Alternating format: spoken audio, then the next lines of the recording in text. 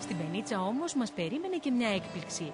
Το Μουσείο Θαλάσσης. Ένα μουσείο αντάξιο με αυτά της Ευρώπης. Είναι διάφορα είδη.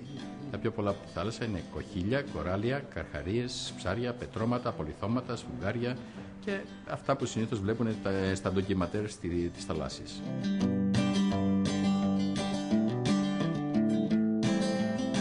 Κοχύλια με έντονα χρώματα. Κοχύλια που έχουν μπει στο βιβλίο Guinness. Και ο τρίτον που κάνει εξαιρετικό ήχο.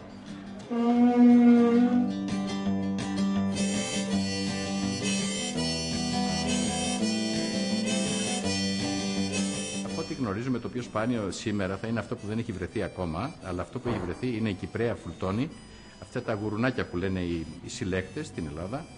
Είναι η Κυπραία φουλτόνη, η οποία ζει μεταξύ Μοζαμβίκη και Μαδαγασκάρη σε 30 με 60 μέτρα βάθος και έχει πάρει το όνομα από το Φούλτον. Κάποιος που λεγόταν Φούλτον πήρε το όνομά του και έχει περίπου 20.000 ευρώ. Τα ρηχευμένα ψάρια, μικροί και μεγάλοι καρχαρίες από τροπικές θάλασσες, αλλά και ένα από τα μεγαλύτερα κοχύλια του κόσμου. Είναι μερικά μόνον από τα εκθέματα του μουσείου.